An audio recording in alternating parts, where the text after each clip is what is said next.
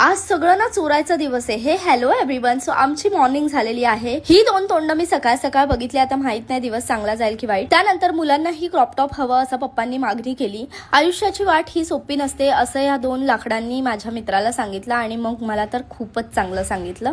मग मी पडता पडता वाचून झाल्यानंतर मला लगेचच तिकडे जांभूळ दिसलं. माझा भाऊ मला वहिनी नाही देऊ शकत पण जांभूळ नक्कीच देऊ शकतं हे माझ्या भावाने सिद्ध केलं. त्यानंतर जंगलातून चालत जाऊन आम्हाला फायनली करवंदाची जाळी मिळाली. कोणाच्याही जाळ्यात फसण्यापेक्षा करवंदाच्या जाळ्यात अडकलेलं कधीही चांगलं. मग हे मस्त पानांचं ताट बनवलं. भाई मी ना जरा माझ्या हाईट प्रमाणेच वागलं पाहिजे असं मला या आंब्यांनी सांगितलं. मामाच्या गावाला जाऊ या असं म्हणत कधी मावशीच्या गावाला आलो कळलंच नाही. आणि आमचा मामा पहा सगळ्या पिशव्या घेऊन चालताना. आमच्यासारखं सँटिक आमचं आंब्याचं झाड सुद्धा आहे कारण की ह्याला मे महिन्यामध्ये नाही तर जून महिन्यामध्ये मोहर आलाय. म्हणजे ह्याचे आंबे कदाचित आम्हाला ऑक्टोबर मध्येच खायला मिळतील. त्याला आंबा येऊ नाही तर नको येऊ आम्ही तर आंबे खाणार असं ह्या दोघींनी म्हटलं. मग बाई कुठला देव पावला कळलंच नाही. आमची चंपा डायरेक्ट मला भेटायलाच आली आणि केसच खायला लागली.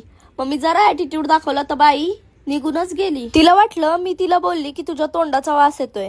मग बघा वर तोंड करून मला दाखवलं की मी दात घासते बाई. हिची एवढी मोठी स्माइल बघितल्यानंतर माझी बहीण बोलली की चल चल माझा पण ह्या दोघींसोबत एक व्हिडिओ घे.